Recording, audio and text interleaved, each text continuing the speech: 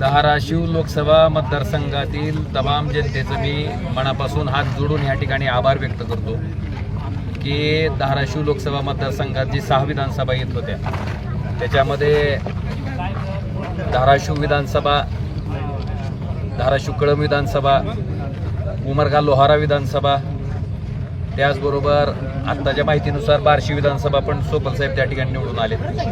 आता फक्त एक जागा भूमपरंडा वाशीची चालू आहे, अजून मतमोजणी आहे. पण ज्या पद्धतीचं मतदान धाराशिव लोकसभा मतदारसंघातील मतदारांनी केलं, मला वाटतं एक प्रकारचा विश्वास त्या ठिकाणी आमच्या महाविकास आघाडीच्या सर्व नेते मंडळीवर टाकलेला आहे.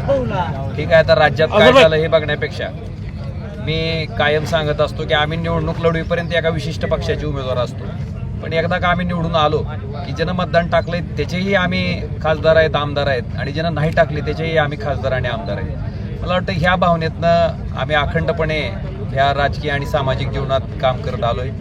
आज जो कौल, कारण पूर्ण महाराष्ट्रामध्ये जर आपण परिस्थिती बघितली तर अशा वावटळीत मला वाटतं धाराशिव जिल्ह्यानं त्या ठिकाणी महाविकास आघाडीचा झेंडा कायम राखायचा पूर्ण प्रयत्न केला. त्याच्याबद्दल धाराशिव लोकसभा मतदारसंघातील सर्व मतदार बंधू आणि भगिनीचे मी हात जोडून या ठिकाणी मनापासून आभार व्यक्त करतो आणि त्यांना एवढाच शब्द देतो की तुमचे लोकप्रतिनिधी म्हणून मी खासदार असेल, आमचे सगळे विधानसभेतील आमदार असतील निवडून आलेले, हे सगळेजण अगदी ज्या पद्धतीनं तुम्ही आमच्यावर प्रेम केलंय त्या प्रेमातनं 5 वर्ष कायम राहून त्याच्यासाठी उतराई व्हायचा प्रयत्न आम्ही सगळेजण प्रामाणिकपणे करू, एवढं वचन मी आजच्या विजयाच्या माध्यमातून धाराशिव लोकसभा मतदारसंघातील तमाम जनतेला करतो आणि परत एकदा आपल्या माध्यमातून सर्वांचे मनापासून आभार व्यक्त करतो. दादा, तुम्ही स्टार प्रचारक होता, राज्यातील परिस्थिती पाहता काय परिणाम झाला, म्हणजे नेमकं काय झालं राज्यात? आता कसं आहे,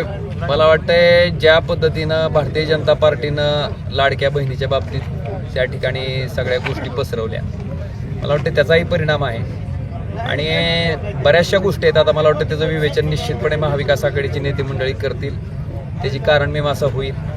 पण मला वाटतंय शेवटी राजकीय जीवनामध्ये जय पराजय ह्या गोष्टी चालत असतात. मला वाटतंय जरी विजय झाला तरी तो पचवून लोकांसाठी काम करायची क्षमता लागते आणि जरी पराजय झाला तरी सुद्धा त्याच ताकदीनं लोकांसाठी झटण्याची क्षमता त्या माणसाला असावी लागते. मी माझं एक उदाहरण देतो.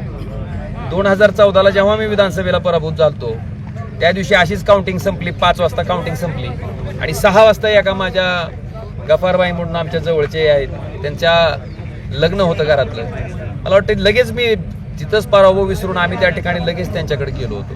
त्याच्यामुळं जय पराजय चलत राहते, पण लोकांनी जो विश्वास त्या ठिकाणी आपल्यावर टाकलाय त्या विश्वासाला पात्र राहून प्रामाणिकपणे लोकांसाठीच, लोकांच्या माध्यमातूनच कार्यरत राहू, एवढा शब्द आणि वचन मी आपल्या माध्यमातून धाराशिव लोकसभा मतदारसंघातील तमाम जनतेला देतो. दादा, महायुतीचे पदाधिकारी याला सुनामी म्हणतायत आणि तुम्ही आता वावटळ म्हणले, नेमकं त्याला सुनामी म्हणायचं, वावटळ म्हणायचं, आता काय म्हणायचं ते म्हणलं का त्यांनी, असं पण चलत असते.